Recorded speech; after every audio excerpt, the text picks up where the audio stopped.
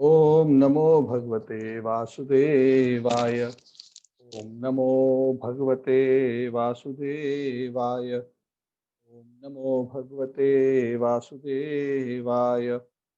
नारायणं नमस्कृत्य नरं चैव नरोत्तमं देवीं सरस्वतीं व्यासं ततो जयम् उदीरयेत्। नष्टप्रायेषु भद्रेषु नित्यं भागवत सेवया भगवती उत्तमश्लोके भक्तिर्भवति नैष्ठिकी। कृष्णाय वासुदेवाय देवकी नंदनाय च नंदगोपकुमाराय गोविन्दाय नमो नमः। ओम अज्ञानतिमिरान्धस्य ज्ञानाञ्जनच्छलाकया चक्षुरुन्मिलितं येन तस्मै श्रीगुरवे नमः। श्रीचैतन्यमनोभीष्टं स्थापितं येन भूतले स्वयं रूपः कदा मह्यं ददाति स्वपदान्तिकम्। वन्देऽहं श्रीगुरोः श्रीयुतापदकमलं श्रीगुरून् वैष्णवांश्च श्रीरूपं सागरजातं सहगणा रघुनाथान्वितं तं सजीवं साद्वैतं सावधूतं परिजनासहितं कृष्णचैतन्यदेवं श्रीराधाकृष्णपादान् सहगणललिता श्रीविशाखान्वितांश्च। हे कृष्ण करुणा सिंधु दीनबंधु जगतपते गोपेशा गोपिका कांत राधा कांत नमोस्तुते। तप्त कांचन गौरांगी राधे वृंदावनेश्वरी वृषभानुसुते देवी प्रणमामि हरिप्रिये। वंशकल्पतरुभ्यश्च कृपा सिन्धुभ्य एव च पतितानां पावनेभ्यो वैष्णवेभ्यो नमो नमः। जय श्री कृष्ण चैतन्य प्रभु नित्यानंद श्री अद्वैत गदाधर श्रीवासादि गौरभक्तवृंद। हरे कृष्ण कृष्ण कृष्ण हरे हरे, हरे राम राम राम हरे हरे। नमो ओम विष्णुपादाय कृष्णपृष्ठाय भूतले श्रीमते राधानाथ स्वामी इति नामिने। नमः ओम विष्णुपादाय कृष्णपृष्ठाय भूतले श्रीमते भक्तिवेदांत स्वामी इति नामिने। नमस्ते सारस्वती देवी गौरवाणी प्रचारिणे निर्विशेष पाश्चात्य देशतान कम करोति वाचालं पंगुं लंघयते कृपातमहं वन्दे श्री गुरुं दीनतारिणं परमानंद माधवं श्री चैतन्य ईश्वरम्। हरि ओम तत्सत। So Hare Krishna, like to welcome everyone to the Bhagavatam class this Saturday evening. So we are in our journey through the third canto of the Srimad Bhagavat, and we are entering into chapter 5. Chapter 5 of the third canto is entitled Vidura's Talks with Maitreya Muni. So right from the time we started the third canto, we said that the third canto is focused on the discussion between Vidura and Maitreya, and it spans for many chapters across many cantos. But to even come to that point of Vidura and Maitreya actually meeting, we have gone through 4 chapters. Because until that point is that beautiful episode related to the Lord's disappearance and the Lord's conversations with Uddhav and Maitreya, and then later the beautiful meeting between Sri Uddhav ji and Vidura at Prabhasa Kshetra. And then how, when Uddhav is asked by Vidura Muni, please describe in detail to me what the Lord spoke to you and Maitreya Muni just as the Lord was departing for his own abode. It would have been such a wonderful conversation because the Lord gave you that topmost knowledge, Uddhav. You are such a confidential, special devotee of the Lord. So Uddhav, being very humble because in age he was much junior to Vidura, Vidura was like his uncle, he deferred this seva. He decided not to instruct Vidura. He gave the suggestion to Viduruji. Maitreya Muni is very near. Now we are on the bank of the Yamuna, but very near by on the bank of the Ganges. Maitreya Muni is residing, and he was there. and he is the right person to whom you can go to, because he was like an equal to your father. So Vidura accepts that suggestion from Uddhav, and he also says, yes, why not also take the association of Maitreya Muni, such a great soul. So Viduraji, who was one of the very, very great devotees of the Lord, very special, all these personalities, Uddhav, Maitreya Muni, Vidura, and Vidura was actually already a self-realized soul. Still, he was so eager to hear, to understand more and more and more. That is how we can understand how the Lord is unlimited. A bhakti and knowledge of God is not like a book of physics or mathematics or economics that after you have read everything, studied everything, the course is over, now done. You can pack it and, either sell it to a junior, or put it in, at the recycle bin or whatever else we may do. Spiritual subject matters are ever new, ever fresh, and unlimitedly deep. Even those who are liberated souls, they are interested in discussing this subject, even though they may know. Sometimes you may wonder why self-realized souls are asking questions. He doesn't know. They know, but they want to know more. And there is no end to knowing more because Krishna is unlimited. Yes, Krishna is unlimited. There is no point at which one can say, oh, now I have completed my full study of Krishna. There is nothing more left for me to be known. Even Krishna does not say like this about himself. Krishna is saying, I am continuously trying to understand myself. Ananta Shesha, the scriptures say, I have been describing the glories of the Lord since time immemorial with their unlimited hoods, but they haven't completed the task. So this is a project which never ends. What is that project? Describing all the name, form, qualities, pastimes of the Supreme Lord. It's a never-ending project. It started in minus infinity and it will continue to plus infinity. So what to speak about us? We are so small. And that is why you will see these great souls are continuously hankering. And the more they drink the nectar of Hari Katha, the more they become satisfied. And the more they want more, and the more they become satisfied. So this is a very sweet spiritual logic. In material logic, you take all of it, it becomes full, and that is the end. But spiritual science works a bit differently. It doesn't work on the basis of the same logic. So Vidura is still eager, he wants to hear more. And he's especially keen what the Lord would have spoken as the topmost knowledge just before he disappeared, because the Lord had already spoken the Gita on the battlefield of Kurukshetra. But then just before disappearing, he gave to Uddhav that topmost knowledge, saying, Uddhav, I'm leaving the world. I'm handing it to you now. The essence of all knowledge, take it from me and pass it in this world to all those who may be desirous of receiving it in a pure form.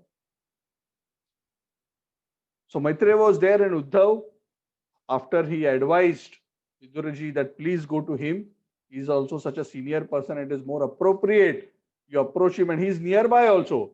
If he was very far, yes, I would have, in a very humble way, I would have maybe explained. But in this case, he is here, so please go to him.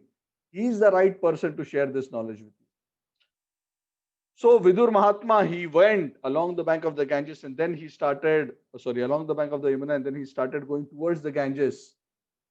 And finally, he reached the banks of the Ganges at Haridwar. Haridwar is a very special place. We had all gone there when we spoke about Badrinath. We started our pilgrimage of Shri Badrinath Dham from Haridwar. And from there, we went along the Ganges from Haridwar all the way up to Badrinath,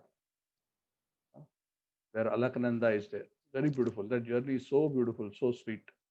and full of so many prayags, so many sangams.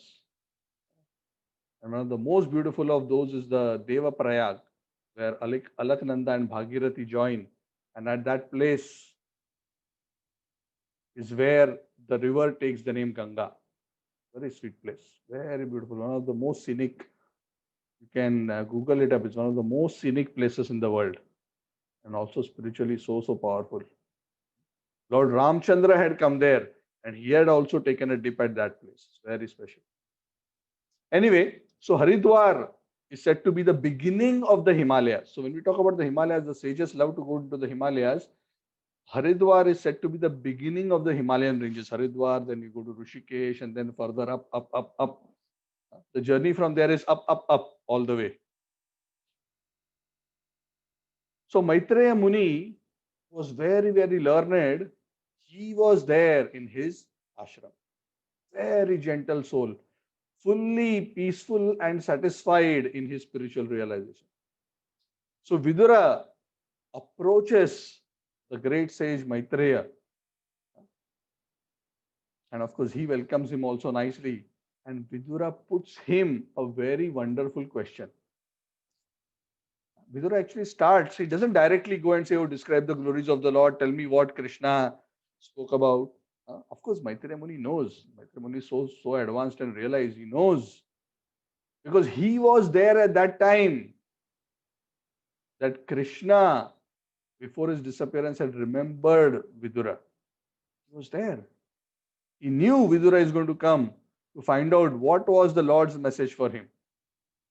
So he was kind of expecting Vidura to come. But Vidura poses a question in a very wonderful way. Vidura doesn't directly ask about what he says. He says,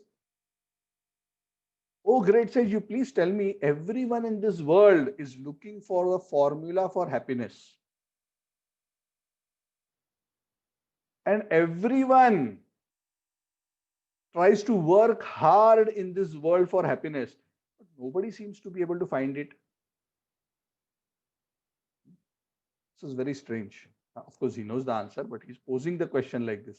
Everybody is looking for happiness, but nobody gets, even after working so hard, to get so many things via so many fruitive actions or activities performed with a desire for result.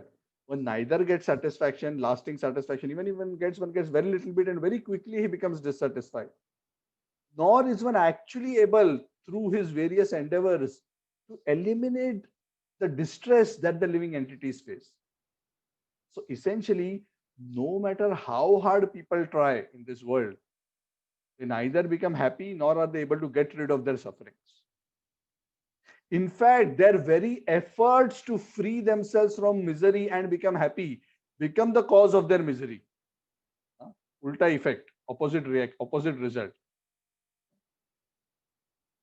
You want to be free from misery, you try very hard, you become more miserable rather than trying to be happy. Like a dog trying to catch his own tail. Upendra Prabhu just joined the class, Dandavat stream. He often gives this example like a puppy who jumps around trying to catch his own tail. And the tail is like, the tail of the puppy is like the happiness. The puppy is jumping around. I hope you can imagine. I cannot act this out. So I hope you can imagine a little puppy jumping around trying to catch, spinning and spinning, trying to catch his own tail. It seems so near, but still it is so far. No matter how hard he tries, how much he spins, it always seems to be in the opposite direction. And he becomes so irritated and frustrated, not knowing what is going wrong. So Vidura, of course, he doesn't give that example of the puppy. I'm just explaining that. But he's asking that question. Because this is actually the question in everybody's mind. That is why he asks. In our mind, the question is not, oh, what are the glories of the Lord? Maybe some of us are advanced enough to have that question. But for the vast majority, there is one question which is true in everybody's mind. What is that question? How can I actually become happy? Isn't it? Because this is one thing which everyone wants. Whether one is a spiritualist, whether one is a materialist, whether one is an atheist, any ism, any philosophy, even those who are sadistic, are also sadistic because they want to be happy through being miserable. So ultimately, everyone is wanting happiness.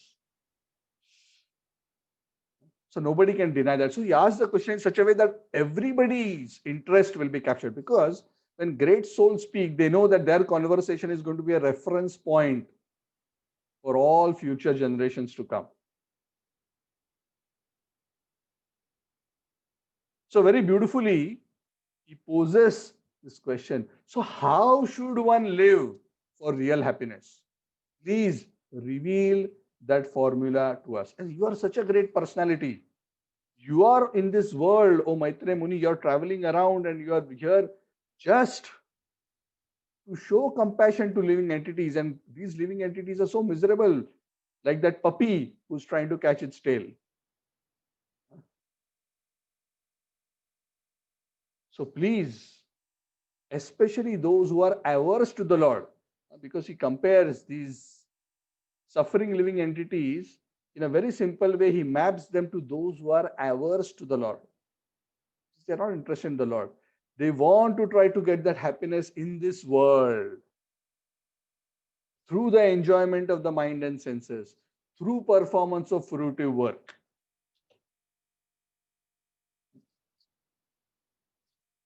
So please explain. Sukhaya karmani karoti loko nataihi sukham vanyad uparamam va vindeta bhuyas tata eva dukkham.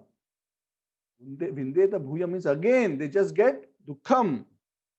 Yadatra yuktam bhagavan vadennaha. Please tell me about this. And then he asks further questions. After giving the topmost question, he gives further questions because he knows, and he has hinted here, that the preliminary reason for remaining miserable is that people, rather than aligning with the truth, are misaligned with the truth. Yes, correct? Because the tail is behind and the face is here. One is in the opposite direction of God. As long as one remains in the opposite direction, how can there be actually happiness? Unless one is aligned with reality, one cannot be happy. So Vidura knows he's a self-realized soul. So he's also mentioning in his prayers or requests or questions to Maitreya Muni saying, please describe me about that devotional service by which we can align with that reality. Because I have already come to that conclusion that all this materialistic activity is simply a cause of misery. That is not the path to happiness. Please describe to me about the Lord in detail, right from the topics beginning with the Purusha avatars, those forms of the Lord which are involved in the creation of this whole manifested world. Describe about them. That Lord who lies down and from whom the whole manifestation of material existence comes about.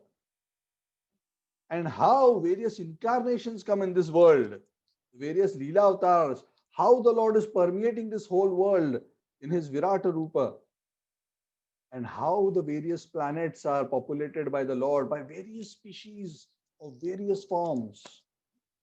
So he asks him to describe the Purusha avatars, the Virata Rupa, the Leela avatars, and how the different species are created and how everything is managed.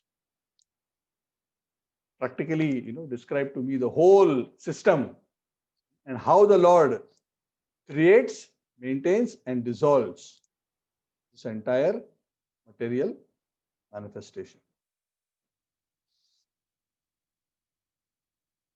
And then he says something very interesting, Vidura.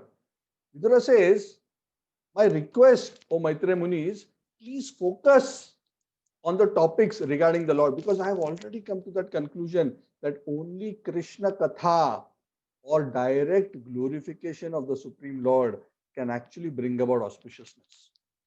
You also know it, and I have also come to the same conclusion. I am no longer interested in the other religious principles. I am interested in the core subject matter of bhakti, to the Supreme Lord, because that is what will give true welfare for everyone.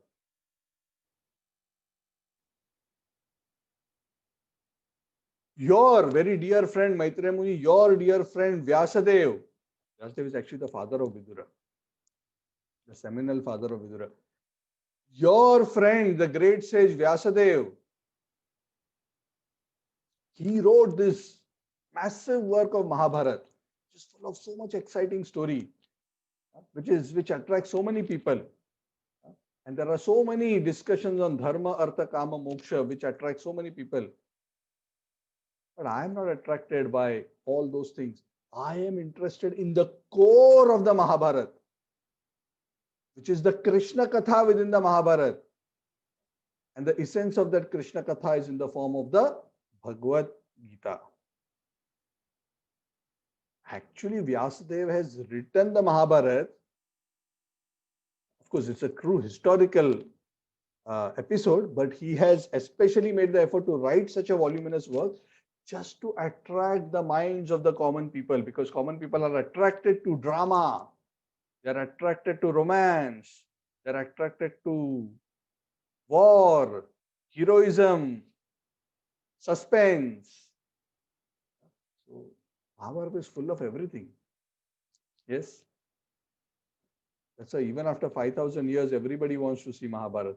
Even though they know the story, they will still see. Do you know, recently during the lockdown, the Ramayana and Mahabharata were, the old serials were replayed on Indian television. And practically, the vast majority has already seen this serial. Of course, perhaps the newer generation hasn't, but the vast majority has still seen. The number of people who saw this retelecast of the Mahabharata Ramayana, it is said it broke all records of history and made those serials as the largest ever watched serials of all times.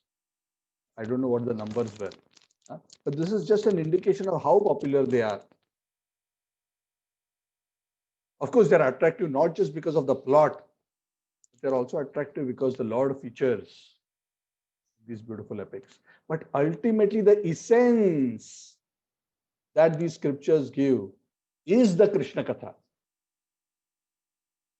One can say that one's study of Mahabharata is successful if after reading the Mahabharata, rather than trying to learn politics from it, one comes to the conclusion that, oh yes, the real substance from here is to surrender to the Lord and take shelter of the Lord, like the Pandavas, like Vidura, like Bhishma, and to not become like Duryodhana and Shakuni and Dushasan.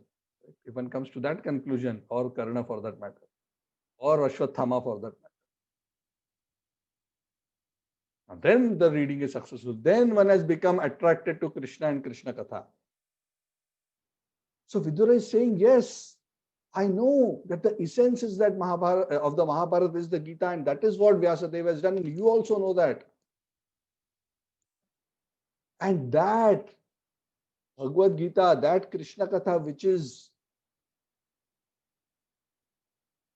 embedded within the Mahabharata, is actually the real medicine for all living entities. It is that Krishna Katha in the form of the Gita, the Mahabharata, which when taken by the living entities will gradually cause their detachment from this material world.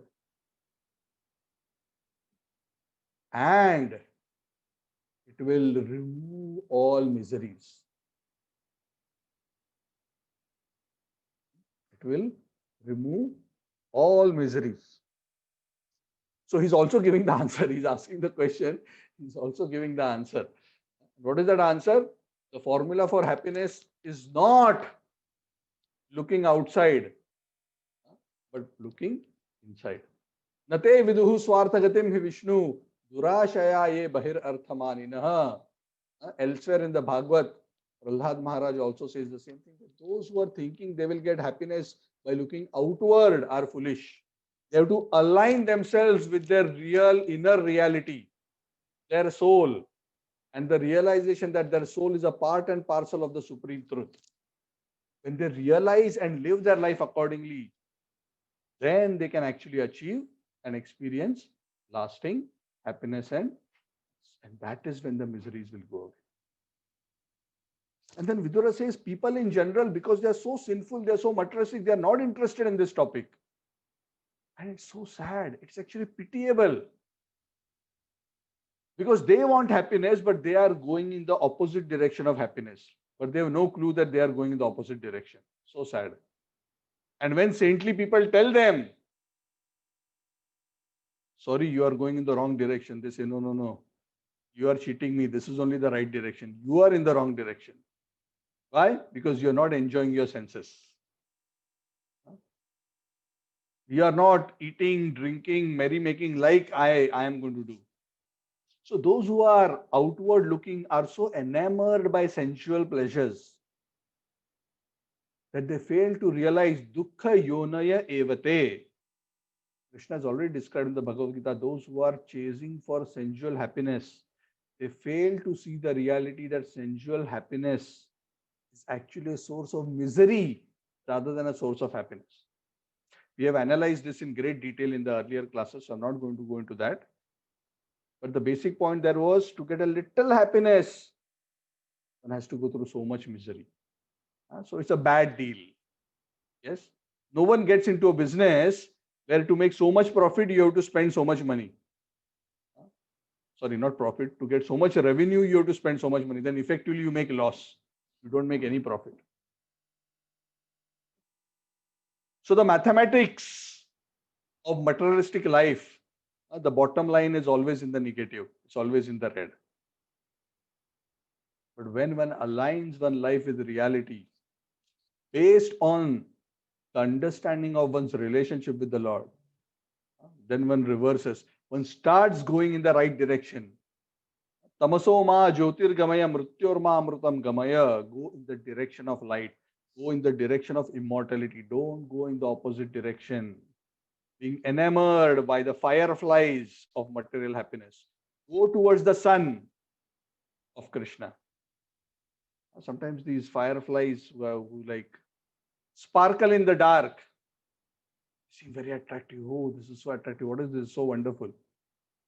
But the sun is so unlimitedly times more vast in its brightness, in its attractiveness. So don't be distracted by these petty pleasures of the world. Look in the direction of the Son of Krishna. And the Son of Krishna is arisen in this world in the form of Srimad Bhagavat. So people who are sinful and materialistic by nature, Vidura says, they are ignorant of the real purpose of the Mahabharata, which is the Bhagavad Gita.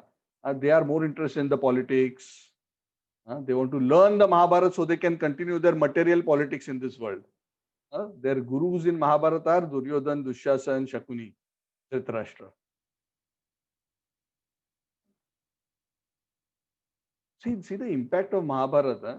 See the impact of Mahabharata. 5,000-year-old story. Even today, when a politician or a person behaves in a particular way, people still compare them with Mahabharata characters. See, he's behaving like Dhritarashtra. See, he's behaving like Duryodhan. Amazing, isn't it? Such a deep impact is the story and the characters have created. So Vidura says it is very sad that people are unable to appreciate the real value within the Mahabharata. And they are simply wasting their time. And some people, even though they are not materialistic like that, they come to spiritual life, but rather than being attracted to the Lord, they simply become busy in discussing philosophical things and trying to imagine that they are God. They don't again surrender to the Lord. It is a pity about them as well. Neither those who are attached to rituals, nor those who are materialistic, nor those who are simply discussing philosophical things without reaching the conclusion of devotion to the Lord are actually benefited in the ultimate sense. O Maitreya Muni, you who are the friend of the distressed, it is very clear that it is Krishna Katha, the glorification of the Lord, which alone can do good for everyone. And you are very expert in this Krishna Katha, just like bees go from flower to flower and collect honey. You have extracted the essence of the nectar of Krishna Katha from everywhere.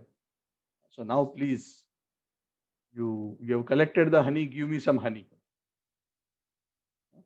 For the world, money is honey. But for devotees, Krishna Katha is the real honey. So please chant those glories of the Lord. The Supreme Personality of Godhead, the Supreme Lord, from whom so many incarnations come, who are full of his spiritual potency and through whose various appearances the whole universe is wonderfully managed. So very beautiful.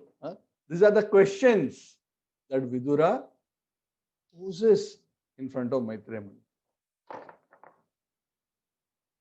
So Maitreya Muni becomes very happy. He becomes very happy with these beautiful questions. And actually, amongst the last subject matters that Vidura, in this question, he says, you describe all these things, and then he specifically says, but I suggest that you start from describing the Purusha avatars, the process of creation, because that is the beginning, right? First, the Purusha avatars are manifested. From there, the universe is created and the Virata Rupa is manifested. And then within that universe, the various Leela avatars come. So he requests Maitreya Muni, please describe like that, starting with the Purusha avatars.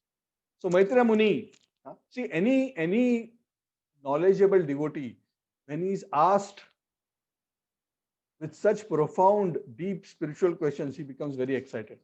Because the most exciting thing for devotees is not what is for lunch or what is for dinner, or where we are going for this holiday. The most exciting thing is when somebody asks something wonderful which leads to a beautiful spiritual discussion. That is the most relishable thing. The day we realize this, then we can understand that we have developed some attachment to Krishna. At least some, little bit. Satam prasanga mam virya samvido bhavanti ritkarna rasayana katha tajjoshanadhi apavarga vartmani shraddha ratir bhaktir anukramishati. Satam prasangam, in the association of devotees, when Krishna Katha is discussed, one person asks, another person answers, it doesn't matter who knows what or who, both may know, but one asks and one speaks, and both are discussing and they are enjoying it. It doesn't need that one has to be ignorant. Because Krishna, like we discussed, is unlimited. One person asks, one person speaks, and they discuss and they share about Krishna. They discuss and they share their realizations. Satam prasangam mama virya samvido bhavanti ritkarna rasayana katha.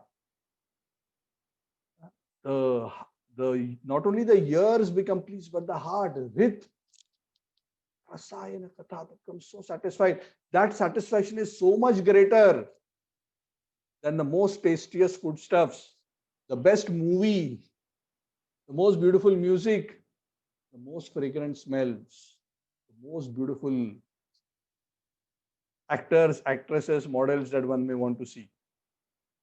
The heart is hundreds and thousands of times more satisfied than one can get through the sensual pleasures that one can get when one discusses Harikatha in the association of devotees. Now, many of us may not have that experience yet. But when we start getting that experience, then we can understand that that is the beginning of our great good fortune. Because that is the experience which will give us that realization of what is being discussed here. So let us pray for that. That is the real blessing. Because that is the experience that will give us faith in the formula that the Gita and Bhagavatam are given. The Gita also mentions the same formula. Kathayantascha mam nityam tushyanti cha ramanti cha, in the 10th chapter. Those who are My great devotees, they are always discussing with each other about me. And in that, they find the greatest pleasure. So Vidura, when he has asked these questions, Maitreya Muni becomes very happy and he first of all, he welcomes him. Please, thank you so much for coming here and giving your association. I'm so happy. Because you, Viduraji, are not just an ordinary student who has come to a teacher to ask questions and learn.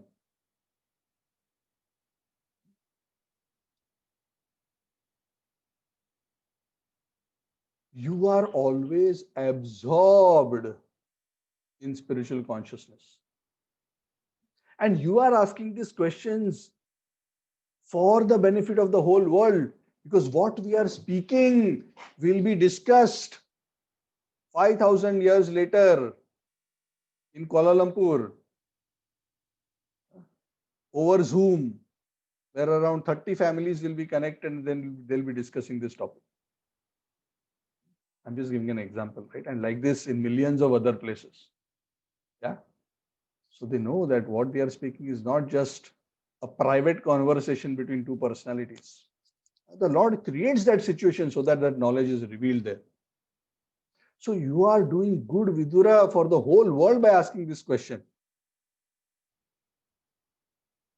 And it is not at all surprising that you have this mentality. It is not at all surprising that you have this attachment and inclination, because you are not born from an ordinary person. You are born from Vyasadeva.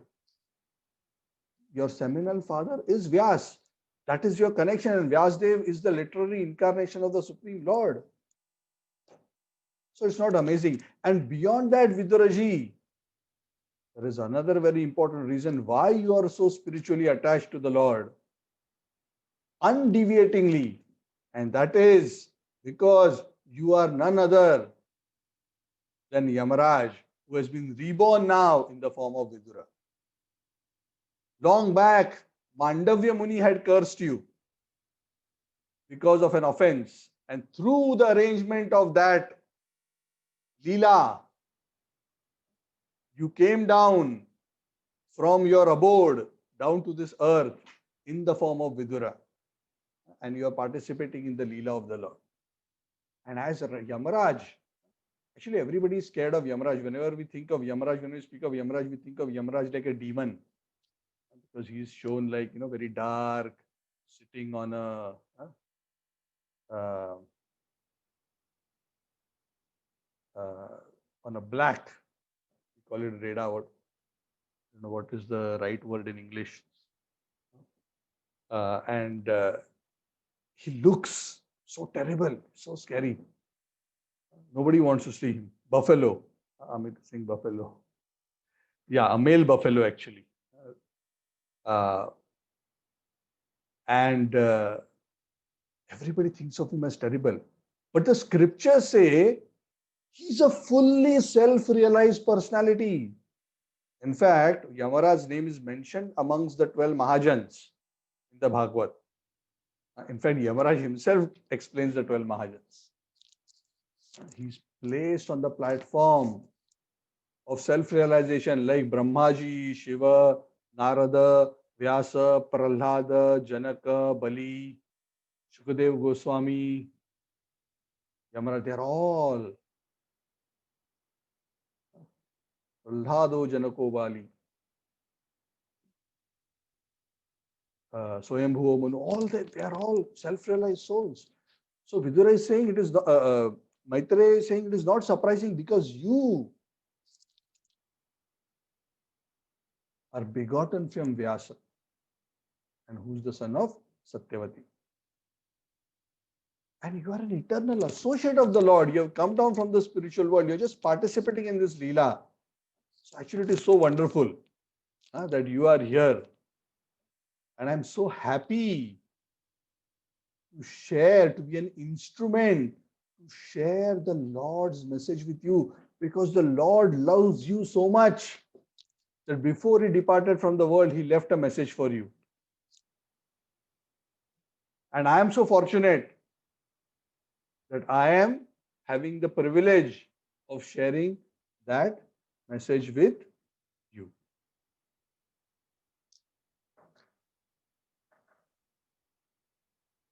So having said that,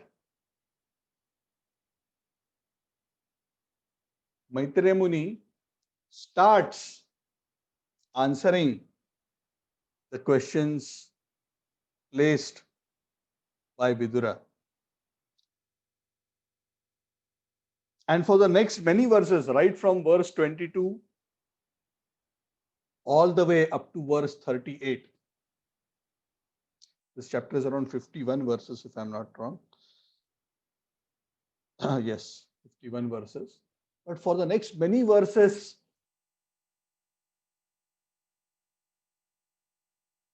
Maitreya Muni summarizes the process of creation.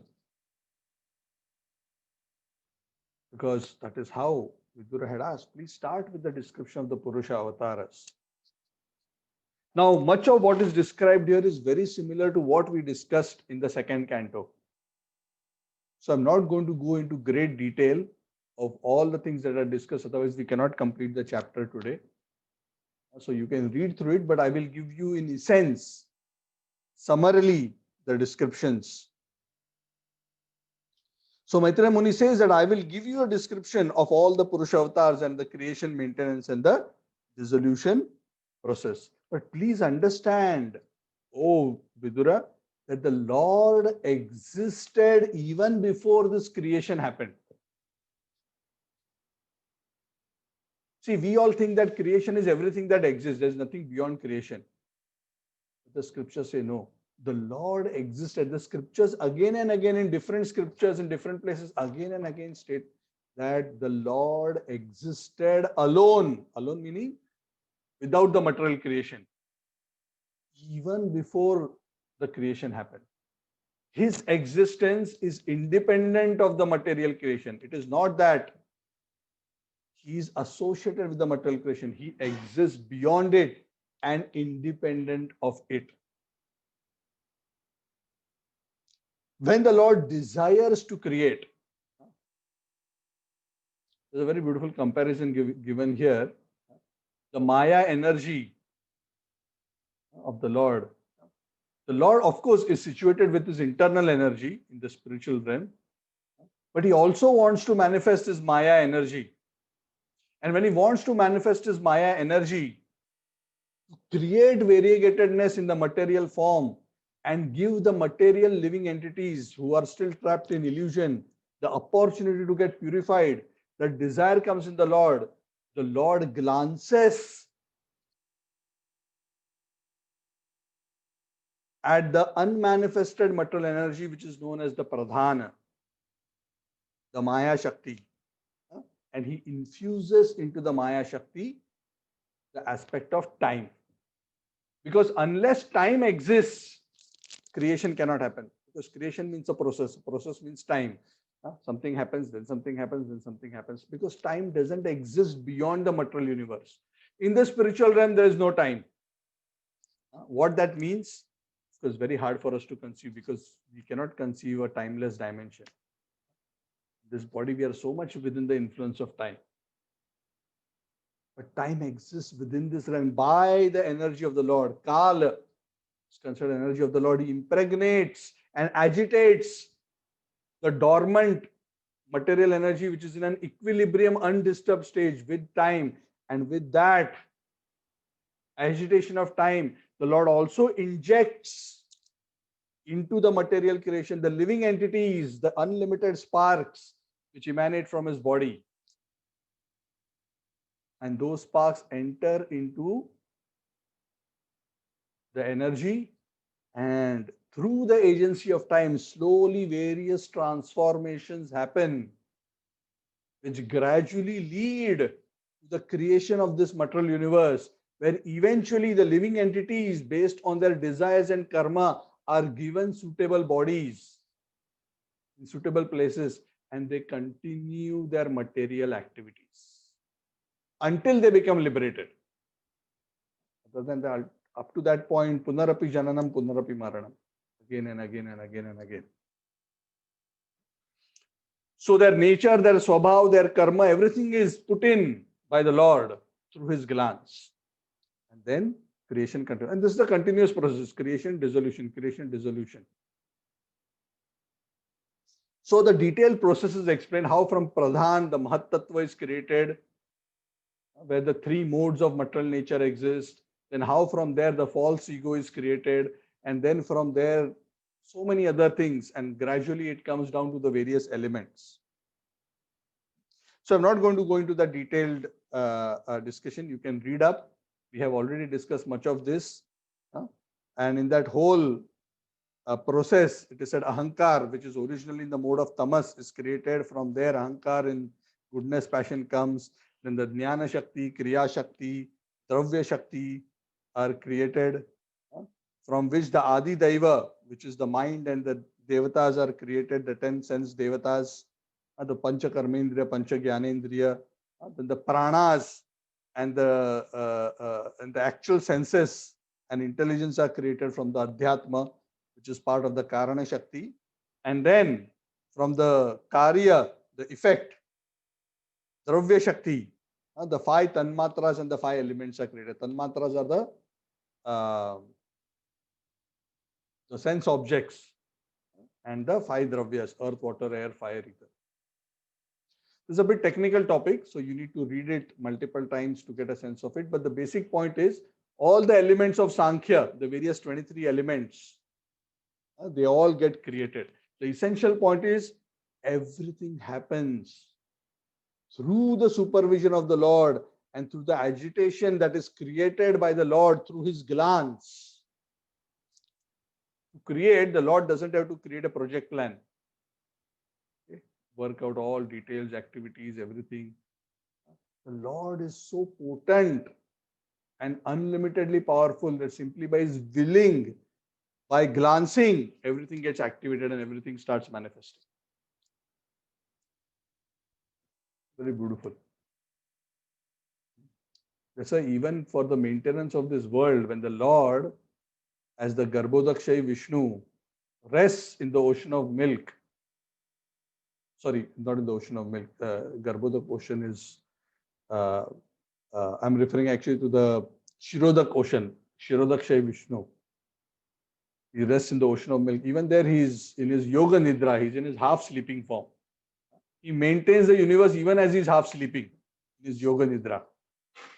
So the point is, so just imagine, let's say the prime minister of this country, says, no, I am going to rule over the country, but, I'm just going to lie on my bed and be half asleep. I'll manage everything like that. How many of you will like that proposition? Hey, you will sleep, then who will rule? But the Lord is so spiritually potent, even as he is half asleep in his yoga nidra, everything is managed perfectly just by his desire, because all his energies are working. God is inconceivably full of spiritual potencies. It's just amazing.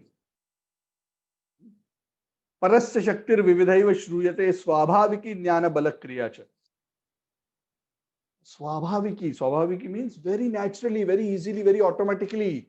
Jnana Balakriya Cha, all these activities get executed. That is the amazing potency of the Supreme Lord. And what it says ultimately, Vidura Muni, Maitreya Muni is explaining to Vidurji that ultimately understand that it is that Lord's finer touch in each of these transformations that makes all these creation possible. This whole primary creation is possible because of the Lord's touch. And after creating all these elements, the Lord also creates for each of these primary elements also various devatas who are in charge of these various elements, controlling deities of all the elements.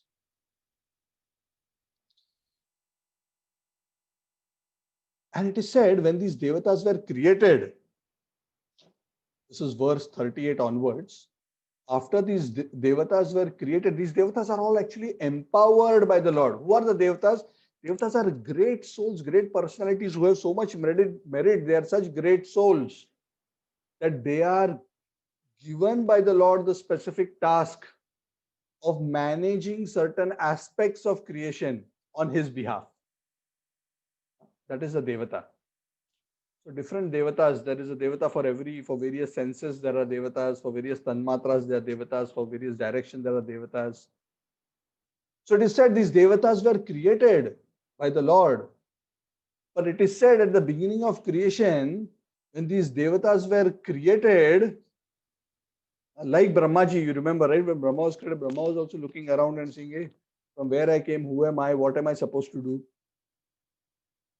He had no idea.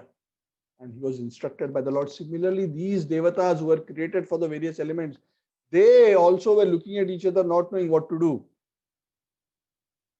And they start offering prayers to the Lord. They said, oh Lord, you have created us. Now please tell us what to do. We have no idea what to do. We know you have created us to serve you by assisting you in this process of secondary creation, and also to manage and control these various elements within the universal system. But we don't have the knowledge or the power to perform them. It's a very important point. Even the devatas do not independently have the knowledge or the power. They need the blessings of the Lord to even be able to do their duty. Yes, correct. Just like we join a new job, right? We may have some pre-qualification, but at the end of the day, we still have to be trained on the job, explained everything, learn our roles and responsibilities, be trained to actually fit in. And we cannot just walk into the job and start doing it. So Devatas are saying, please explain to us, and not just explain, empower us to do it. Because we are ordinary living entities. You are making us Devatas. We are Devatas because you are giving us the power. We are not Devatas by our own. We are like any other living entities. But because of our piety and faith in you, you are blessing us with this position. And then the Devatas start offering many beautiful prayers to the Lord. And these prayers are very, very sweet. In fact, it would have been nice we had more time to discuss their prayers. But please read those prayers. I will briefly summarize. First thing is, and this is how prayer should be. Whenever we start praying to the Lord, we don't start by immediately asking for what we want. Oh God, wait. This is my list. This, you can see now this. Okay, fine. Now I'm giving you this. Make sure the list is delivered in time. Come next week and check out that you have delivered it. So that is not how one approaches the Lord. The devotees glorify the Lord. Even when they ask for spiritual blessings, they start by glorifying the Lord and his supreme position and admitting their surrender and insignificance in front of the Lord. So from verses 39 to 43, the 4 or 5 verses, very beautifully the Devatas, they say, oh Lord, we want shelter at your lotus feet, because your lotus feet, your angri, your 2 feet, are actually like an umbrella for all living entities. Just like an umbrella protects one from rain and sun, all living entities who take shelter of your lotus feet feel that cooling shade of the umbrella. One feels protected from the sufferings of material existence. And your lotus feet are full of such knowledge, and that knowledge gives us that shade, gives us that protection. So we are all taking shelter of your lotus feet. In fact, your feet, my Lord, are themselves the source of the purification of this material, of the holy places in this world. Even the great sages take help of the Vedas. The comparison given here is they use the wings of the Veda, the Vedic mantras, and they fly in the sky of spiritual knowledge. They are also searching for your lotus feet because that is the supreme destination. And some take shelter of your lotus feet by taking shelter of the river Ganga, which emanates from your lotus feet. That river Ganga can deliver one from all sins. And oh Lord, your lotus feet are so great. They are so amazing that simply if one hears about your lotus feet with eagerness and devotion, if one meditates upon them in the heart, which is the process of dhyan. Dhyan is the process not of just making the mind void, but is the process of fixing one's consciousness on the spiritual form of the Lord, beginning with his lotus feet. If one does that, one becomes enlightened with knowledge. And then with that knowledge, one becomes detached from the materialistic things of the world and actually finds peace and happiness. And that's why, O Lord, we all devatas want to take shelter of your lotus feet.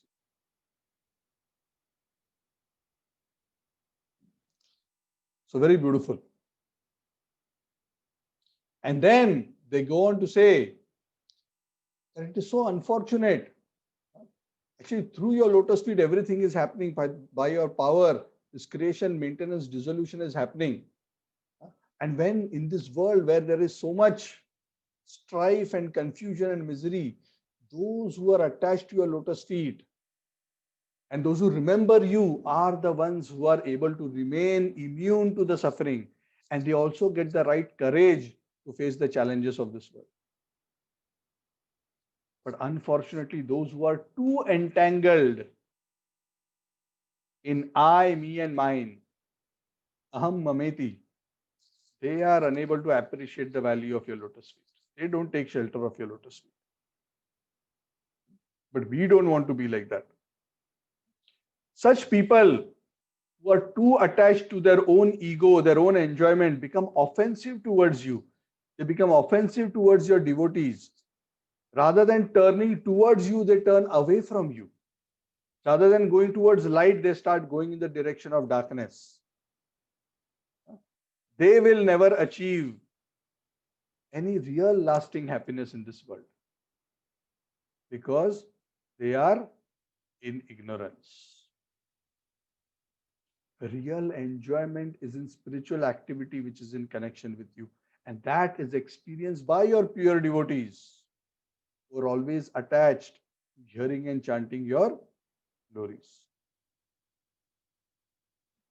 And those who have that serious attitude of worshipping you and taking shelter of your bhakti, they will achieve all renunciation, all knowledge, and ultimately attain the topmost destination of Vaikuntha Loka in the spiritual sky. And all this is possible simply by hearing about you with faith. That is the power. Srinvatam Sakatha Krishna Punya Shravana Kirtana Hridayantasto hi Bhadrani Vidunoti Sudrutsata. It's a whole set of beautiful verses in the second chapter of the first canto. It describes simply with this process of regularly hearing and chanting. It's so powerful. It may seem so ordinary, but the Gita and the Bhagavatam says that that is when done with proper faith and devotion, that is the method to achieve detachment, freedom from misery, full satisfaction, happiness, bliss, ecstasy, spiritual world, free from cycle of birth and death, whatever. And even all material auspiciousness. It is not that for material auspiciousness one has to do something else. Krishna says, those who connect to me in love and are always remembering me, I give them whatever they lack. And I protect what they have. Ananyas chintayanto mam ye jana paripasate, tesham nityabhyuktanam yogakshemam vahamyaham. So this process is so powerful, it gives everything spiritual and material. Oh Lord, we are your servants. But we are also trapped. We are also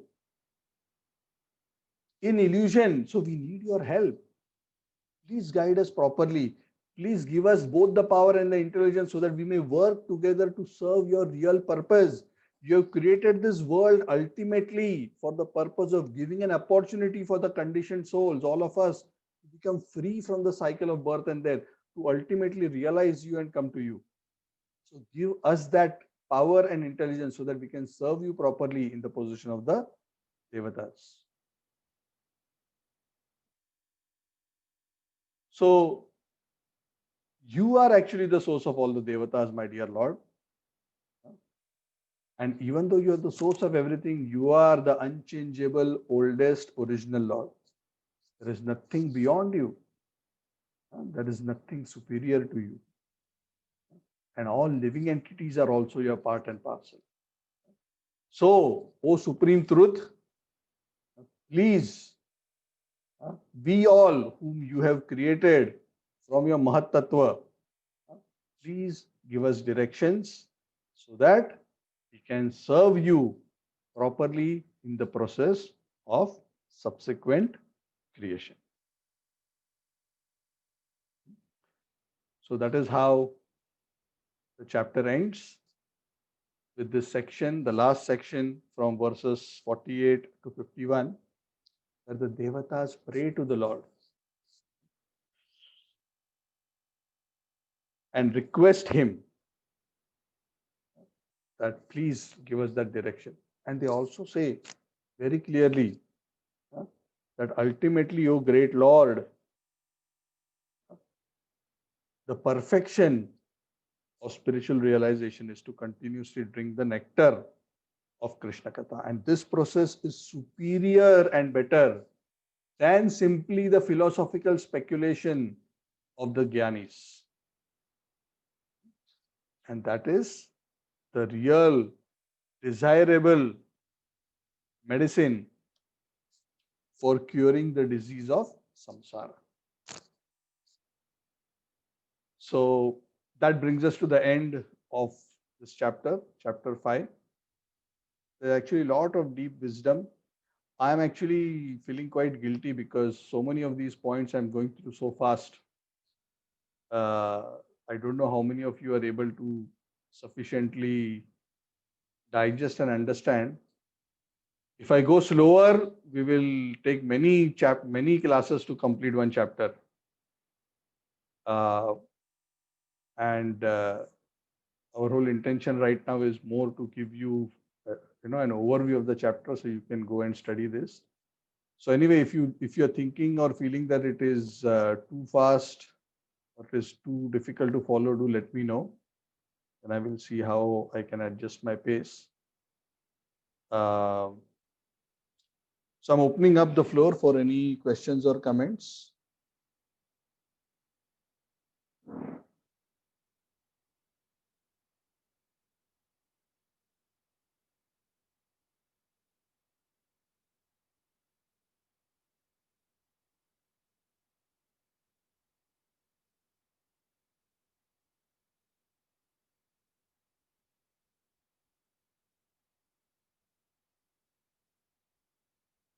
So Amit Prabhu shared in the chat that around 1.9 billion people viewed the Doordarshan when this was being telecast. Mahabharata, Ramayana were being telecast. Prabhu, I have one question, not really a question, but just if you can give more information on when Lord Ram visited the Alaknanda and the conjunction at Dev Prayag, is it? At Devprayag, yes. Yeah, can you just give a little bit of background or some information on that? I can share a few things. I don't remember all the details of the past times. Maybe those who were there, if they recollect, they can discuss. So if you look at that place, actually, see if I can Google it up and share with you. It's a very beautiful place. So at the top of that Prayag, there is a beautiful temple of the Lord. I think there's a Narsingha temple, if I'm not wrong. And Lord Ramchandra went there and he prayed there. I think he went to that particular place. Was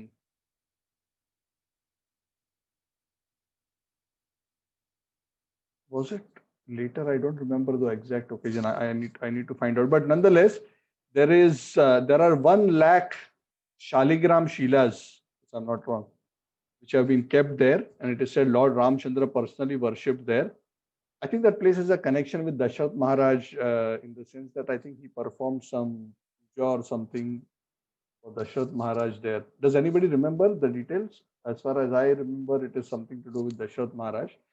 And he performed some yajna and puja there. And there is a place there where there is 1 lakh Shaligram Shilas. Now they are encaged in a closure. You cannot see them.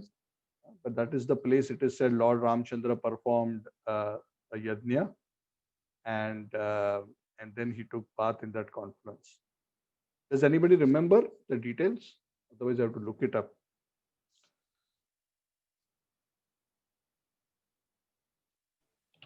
It's okay, Prabhu, whenever also can. Yeah, we can share Yeah. later. Yeah. Okay.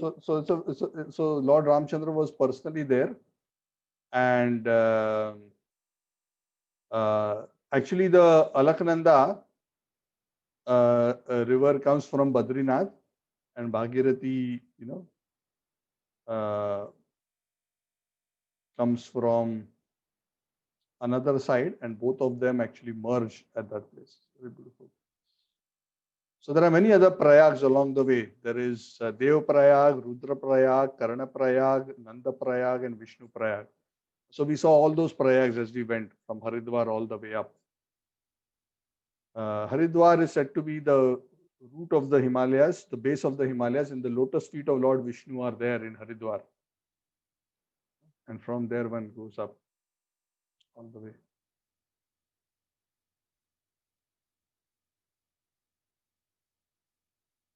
Yeah, there's a Raghunathji temple there.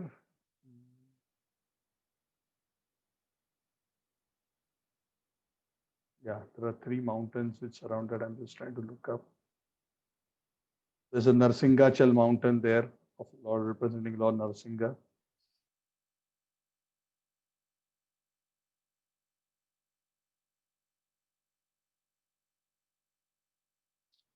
Anyway, maybe next time I can share some more information. Any other question or comment?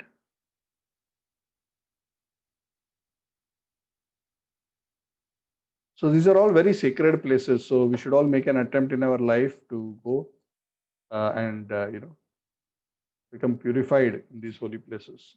They give us a lot of faith. They purify us from materialistic tendencies and sinful activities and give us an opportunity to make very rapid spiritual advancement. Okay, anything else? Otherwise, we will end here. So thank you all very much. Anybody has joined for the first time today? I see a few names.